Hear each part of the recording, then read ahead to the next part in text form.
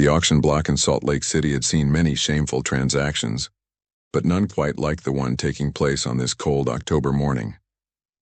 Grace Harper stood with her hands bound loosely in front of her, trying to maintain what dignity she could while men examined her like livestock.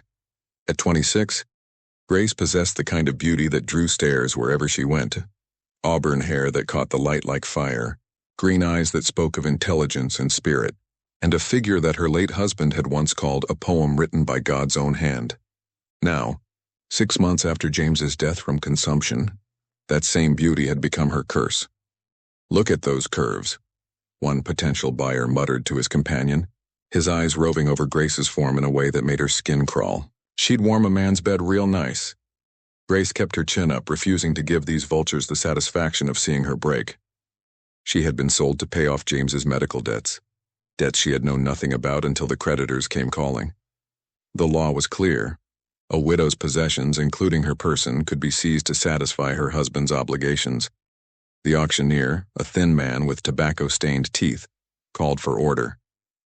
"Gentlemen, we have here Mrs. Grace Harper, age 26, healthy and well-formed. Recently widowed, experienced in household management. What am I bid?" $50, called out a rancher Grace recognized from church, a man whose wife had died the previous winter and whose reputation with hired girls was questionable at best. $75, countered another voice.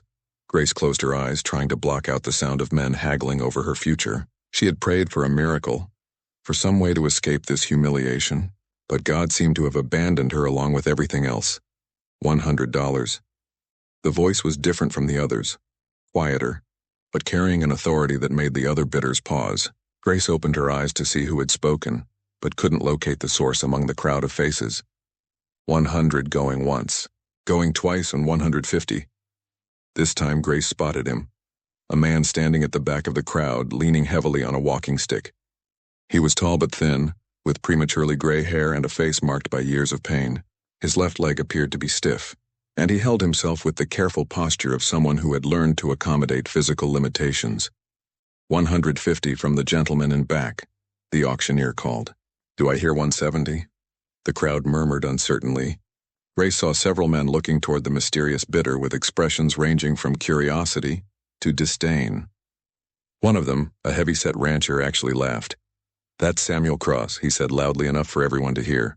"What's a cripple want with a woman like that? Can't even mount a horse properly, much less mount a wife." Cruel laughter rippled through the crowd, but the man called Samuel Cross remained unmoved. His dark eyes found Grace's across the distance, and she saw something in them that she hadn't expected. Not lust or ownership, but a deep, quiet sadness that seemed to recognize her own. 150 going once, going twice, sold to Samuel Cross.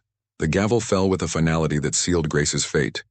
As the crowd began to disperse, many of the men casting speculative or mocking glances at both Grace and her new owner, she felt a numbness settling over her. She had hoped whoever bought her might at least treat her with basic decency, but the whispered comments about Samuel Cross suggested otherwise. Crippled in a cattle drive accident 5 years back, she heard one man telling another. "Lives alone way up in the mountains. Folks say he's gone peculiar from the isolation. Waste of good woman flesh," his companion replied. "Should have let someone who could appreciate her properly make the purchase." Grace felt tears stinging her eyes but refused to let them fall. She had survived James's long illness, his death, the discovery of debts that consumed everything they had built together, and now this final humiliation. She would survive whatever came next because she had no other choice. Samuel Cross approached slowly, his walking stick tapping against the wooden platform. Up close, Grace could see that he was perhaps 35 years old, with intelligent brown eyes and hands that bore the calluses of hard work. There was something in his manner, a carefulness, a gentleness that surprised her. "Mrs. Harper," he said quietly, his voice rough from disuse but respectful. "I'm Samuel Cross. I know this situation isn't what either of us would have chosen." Grace stared at him, unsure how to respond. In her experience, men who bought women at auction didn't typically concern themselves with the woman's feelings about the arrangement. "I have a wagon waiting," Samuel continued. "It's a long ride to my ranch, about 3 hours into the mountains. You'll want to gather whatever belongings you have." Grace's few remaining possessions, a small trunk containing her clothes and her mother's Bible, were already loaded on a cart nearby. She had so little left that it fit easily in Samuel's modest wagon. As Samuel helped her onto the wagon seat, Grace noticed how careful he was not to touch her more than necessary, how he made sure she was settled comfortably before climbing up beside her with obvious difficulty. His left leg was clearly stiff and painful, requiring him to use his arms to position it properly. They rode in silence through Salt Lake City and into the foothills of the Wasatch Mountains.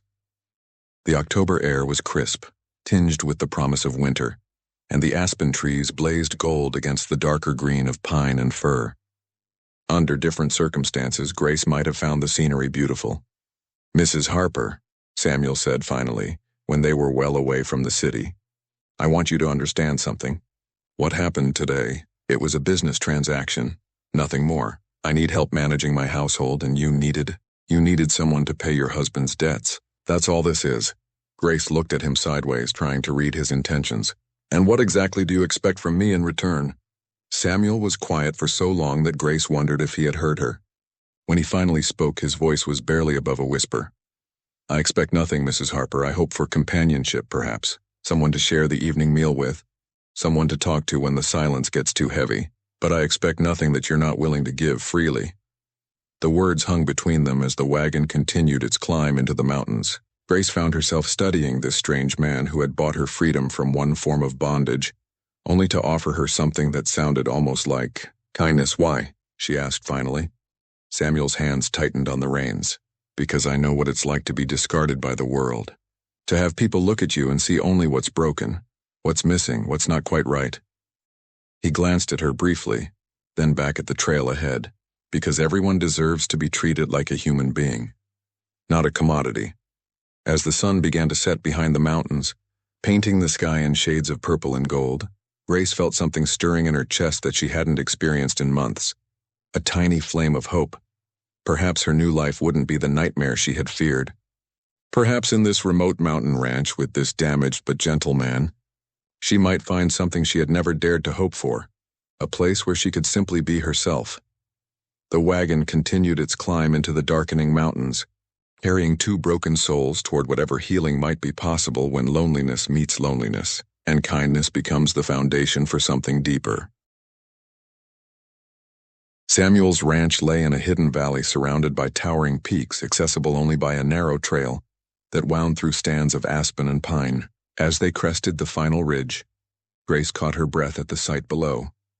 A small log cabin nestled beside a clear mountain stream, with sturdy outbuildings and a corral containing several horses.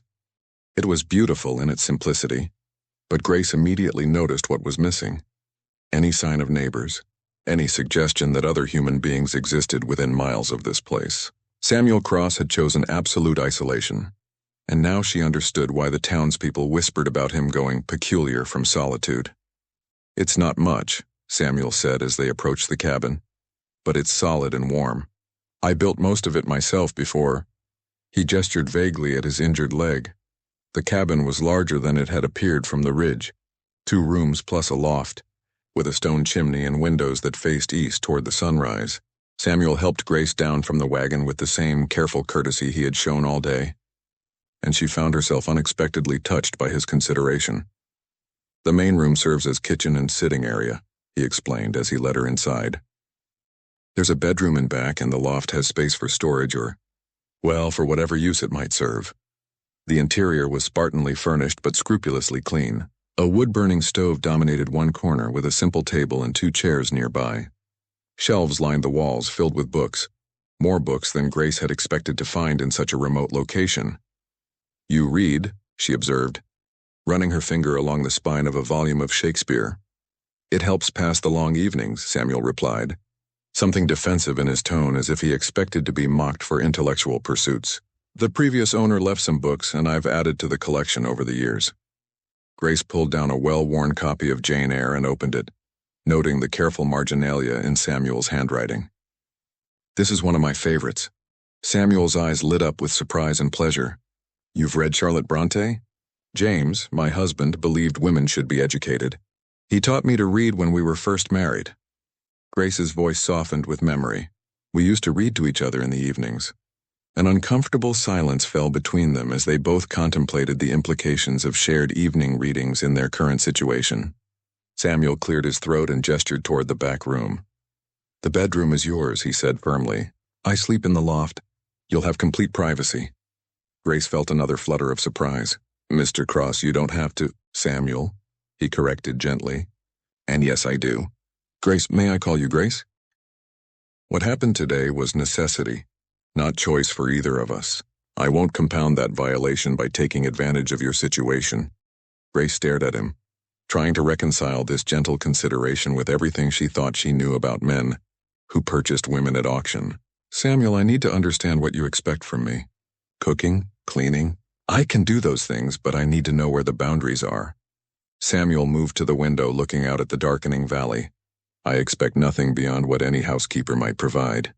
Meals, basic cleaning, perhaps help with mending and such. In return, you have shelter, safety, and—" He hesitated. "And what?"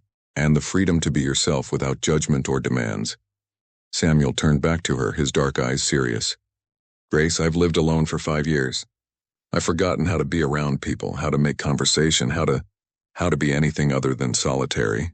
If you can tolerate my company occasionally, if you're willing to share a meal and perhaps some conversation, that would be more than I've dared hope for." The honesty in his voice caught Grace off guard. She had expected demands, expectations, the assertion of ownership rights. Instead, she was being offered something that sounded almost like friendship. "Why did you buy me, really?" she asked. "You could have hired a housekeeper for far less than what you paid today." Samuel was quiet for so long that Grace thought he might not answer.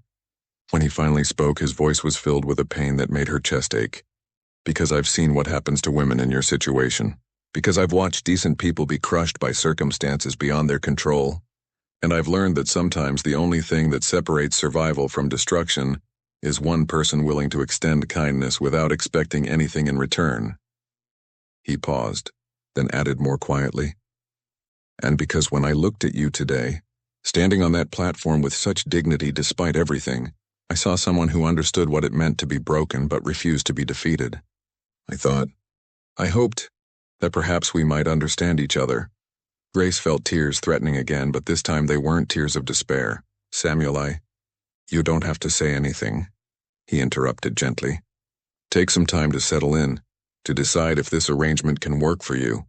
If it can't, I'll take you to Denver or California, somewhere you can start fresh without anyone knowing your history."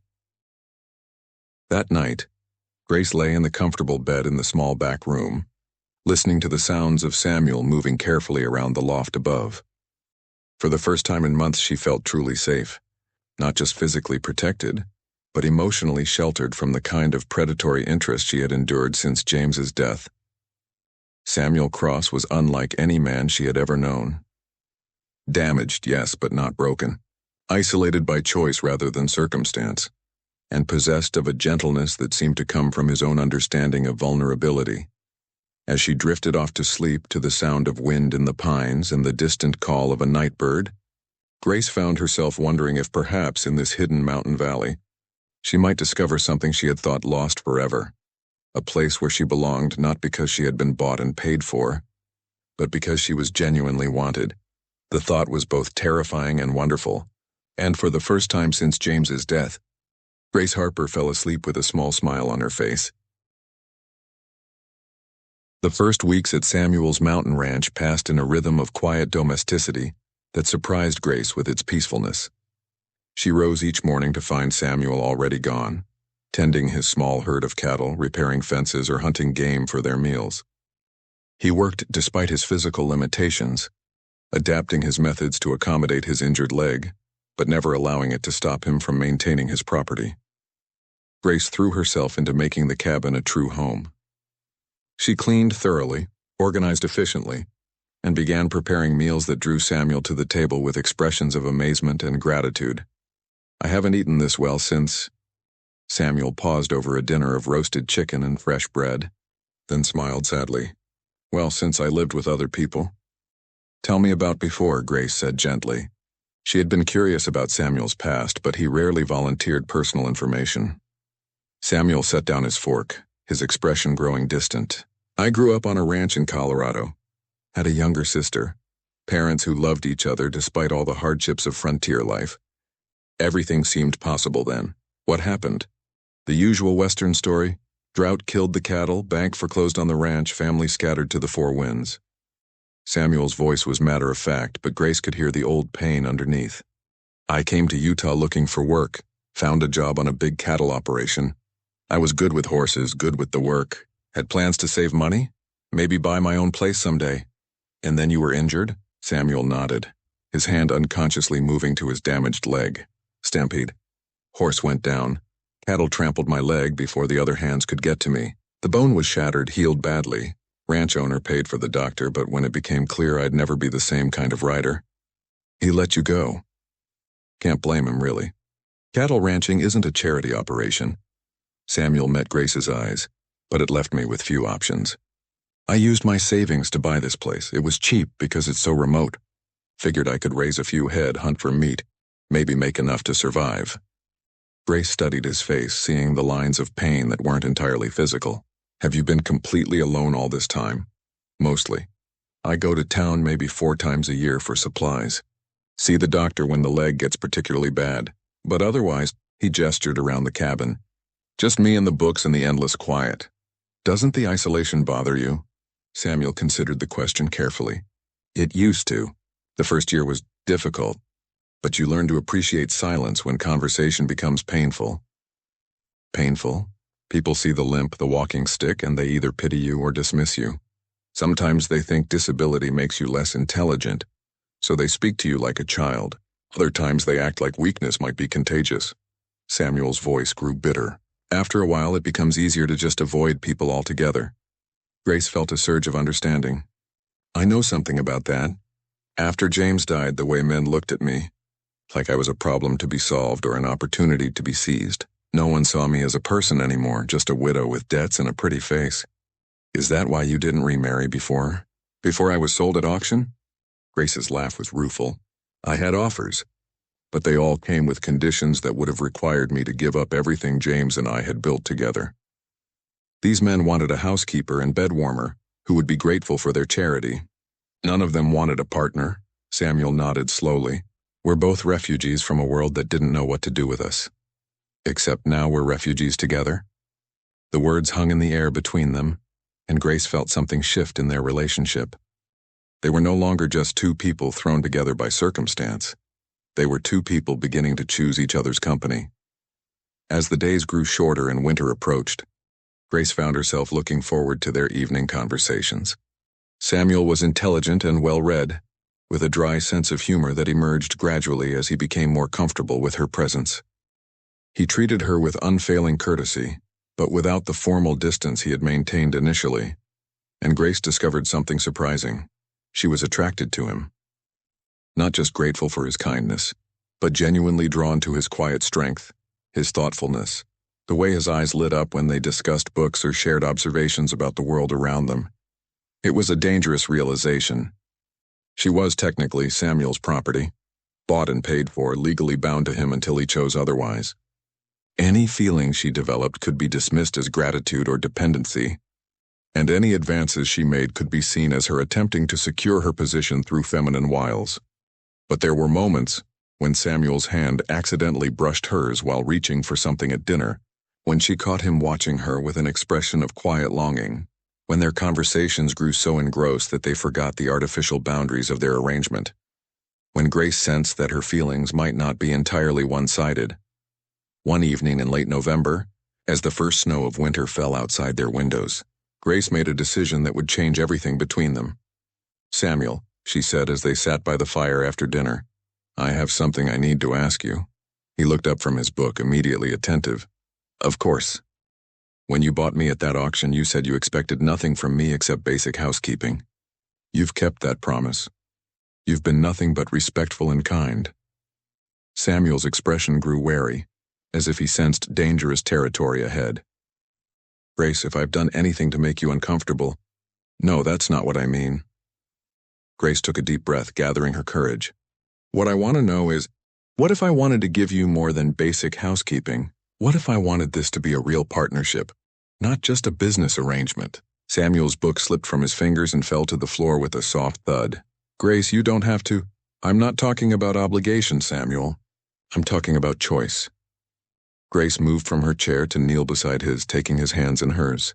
I'm talking about the fact that somewhere along the way, I stopped thinking of you as the man who bought me, and started thinking of you as the man I want to be with. Samuel's dark eyes searched her face, looking for signs of deception or desperation. Grace, you're grateful, and that's natural, but I'm not grateful, Samuel. Well, I am grateful, but that's not what this is. Grace's voice grew stronger with conviction. I'm falling in love with you. With your gentleness, your intelligence, the way you see the world. With the man who treated me like a human being when everyone else saw me as a commodity. Samuel's hands trembled in hers. Grace, I'm not whole. My leg, my isolation, the way people see me. You could do so much better. Grace silenced him by placing her fingers gently over his lips. Samuel Cross, you are the most whole person I've ever known. You've built a life of dignity and purpose despite every obstacle. You've shown me kindness without expecting anything in return. You've given me back my sense of worth. She paused, then whispered, Perfect for my arms, Samuel. That's what you are, perfect for my arms. And with those words, she leaned forward and kissed him, gentle and tentative at first. Then with growing warmth as Samuel's careful control finally broke and he pulled her into his embrace. In the flickering firelight of their mountain cabin, two people who had been broken by the world began the slow, careful process of healing each other, one tender touch at a time. Winter arrived in earnest after that first kiss, blanketing the mountain valley in snow that would keep them isolated until spring. But Grace found she didn't mind the enforced solitude. It gave her and Samuel time to explore their newfound intimacy without outside pressures or judgments. The physical aspect of their relationship developed slowly, carefully, with Samuel's natural gentleness meeting Grace's need to feel desired rather than merely useful. He touched her like something precious that might break if handled roughly, and she responded by showing him that his scars and limitations didn't diminish his worth in her eyes. Are you certain about this? Samuel asked one snowy evening as they lay together by the fire, her head on his shoulder, his hand stroking her hair. About us? About choosing to stay here with you? Grace tilted her head to look at him. Samuel, for the first time since James died, I feel like myself again. Not a widow, not a commodity, not someone else's problem to solve, just me. Samuel's arms tightened around her. Grace, there's something I need to tell you. Something about the auction, about why I was there that day. Grace felt a flutter of concern at his serious tone. What is it? I hadn't been to Salt Lake City in over a year. I only went that day because I needed supplies before winter, and I'd put off the trip as long as possible. Samuel's voice was quiet, almost ashamed. I heard about the auction from the shopkeeper when I was buying flour. He mentioned it like it was entertainment, something unusual to see. Grace waited, sensing there was more. I went out of curiosity, not because I was looking to purchase anyone, but when I saw you standing there trying so hard to maintain your dignity while those men... Samuel's jaw clenched with remembered anger. I couldn't let them treat you like that.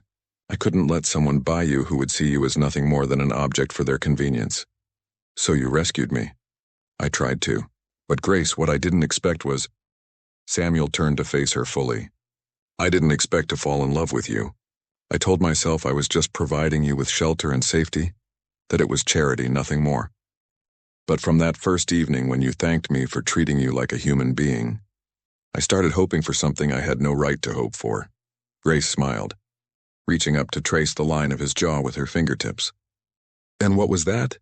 That maybe somehow you might come to care for me not out of gratitude or obligation, but because of who I am. Broken leg, mountain hermit lifestyle, and all. Oh, Samuel. Grace's voice was warm with affection. Don't you know by now? I don't love you in spite of who you are. I love you because of who you are.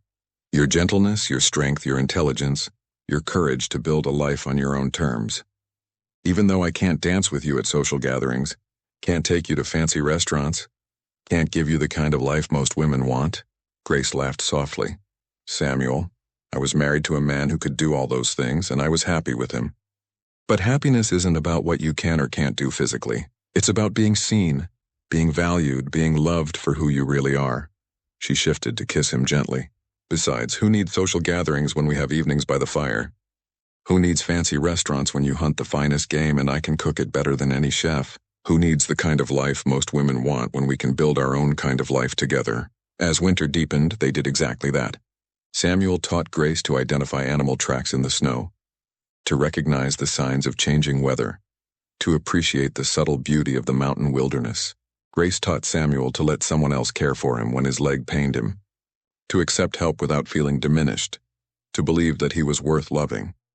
They read to each other in the evenings, discussed philosophy and literature, shared stories of their pasts and dreams for their future. Grace learned that Samuel had once wanted to be a teacher before circumstances forced him into ranch work. Samuel discovered that Grace had always longed to see the ocean, to travel beyond the boundaries of her small world. Maybe someday, Samuel said one evening as they planned imaginary journeys. When the snows melt and travel becomes easier, we could take a trip to California. See the Pacific Ocean. Grace looked at him in surprise. You would do that? Leave your mountain sanctuary? With you? Grace, I'd go anywhere with you. This place was my refuge when I needed to heal, but it doesn't have to be my prison. Samuel's smile was soft but determined. Besides, sanctuaries are portable. Wherever you are, that's where I feel safe. It was during those long winter conversations that Grace began to understand the depth of transformation they had both undergone. She had arrived at the ranch as a woman who saw herself as damaged goods, useful only for her physical attributes. But Samuel's consistent treatment of her as an intelligent, valuable person had restored her sense of self-worth, and Samuel, who had retreated from the world because he saw himself as broken and unwanted, was learning through Grace's love that physical limitations didn't define a person's value. Her desire for him, not despite his disability but as a complete person who happened to have physical challenges, was healing wounds that went much deeper than his injured leg. I used to think, Grace said one February evening as they lay in bed listening to the wind howl outside, that what happened to me at that auction was the worst thing that could have happened. And now? Samuel asked, his hand tracing gentle patterns on her bare shoulder. Now I think it might have been the best thing. If James hadn't died, if I hadn't been forced into that situation, I never would have met you. I never would have discovered that love could be so much more than I imagined. Samuel was quiet for a moment. Do you ever miss him, James? Grace considered the question carefully. I miss the life we had, the future we planned together. James was a good man, and I loved him. But Samuel, what we have is different. James and I loved each other as the people we were when we were young and optimistic. You and I love each other as the people we became after life tested us and scarred us and taught us what really matters. And what really matters? Grace turned in his arms to face him, her green eyes serious in the lamplight. Kindness, understanding, the courage to be vulnerable with another person, the choice to see someone's worth when the rest of the world has decided they're worthless. She kissed him softly. What we have isn't just romance, Samuel. It's recognition. We see each other clearly. All the damage, all the healing, all the beauty that comes from surviving pain without becoming bitter. As spring approached and the snow began to melt, Grace found herself looking forward to whatever lay ahead with excitement rather than fear. She and Samuel had found something rare and precious in their mountain sanctuary, a love built on mutual respect, shared experience, and the deep peace that comes from being completely accepted by another person. Whatever the future held, they would face it together. Two souls who had been discarded by the world but had found their perfect match in each other. Grace looked around their cabin, thinking of the life they had built, the child growing inside her, the love that had healed them both. Samuel, 8 months ago I was sold like cattle because the world saw me as nothing more than a commodity. Now I have a voice again, a choice again. If I can use that voice to help other women find their choices, then we do it together. Samuel finished. Whatever comes, we face it together. Grace smiled, placing his hand on her rounded belly where their child grew. Together, she agreed. As autumn approached and Grace's pregnancy advanced, she found herself reflecting on the journey that had brought her to this mountain sanctuary. She had arrived broken, humiliated, expecting nothing but further degradation. Instead, she had found healing, love, and the restoration of her own worth. The baby was born on a crisp October morning with Samuel holding Grace's hand and Dr. Patterson attending. Their daughter emerged with a lusty cry and a head full of dark hair, perfect in every way. She's beautiful, Samuel whispered. tears streaming down his face as he held his daughter for the first time. "Grace, she's absolutely perfect." "Just like her father," Grace said softly, watching the man who had saved her cradle the child who represented their future. "Perfect for loving, perfect for holding, perfect for building a life with." As winter settled once again over their mountain valley, Grace Harper Cross sat by the fire with her husband and daughter, reading letters from other women who had been found and freed thanks to the legal case she had helped build. Each letter represented a life saved, a woman given back her choices, a future reclaimed from those who would have stolen it. She had been sold as merchandise, treated as property, valued only for her physical attributes, but in the arms of a man who saw her worth when others saw only her wounds, she had discovered something precious beyond measure. The knowledge that true love doesn't seek to possess, but to protect, doesn't seek to use, but to honor, doesn't seek perfection, but finds it in the courage to love completely despite imperfection. In their mountain sanctuary, two broken souls had found wholeness not by forgetting their scars, but by learning that scars, too, could be beautiful when they told stories of survival, resilience, and the triumph of love over despair. And their daughter would grow up knowing that she was born from a love so pure, so healing that it had transformed a business transaction into a sacred bond, a moment of desperation into a lifetime of joy. Perfect, indeed, for arms that knew how to hold without grasping, how to shelter without imprisoning, how to love without conditions or reservations. Perfect for a love that had bloomed in the mountains of Utah and would endure as long as the peaks themselves.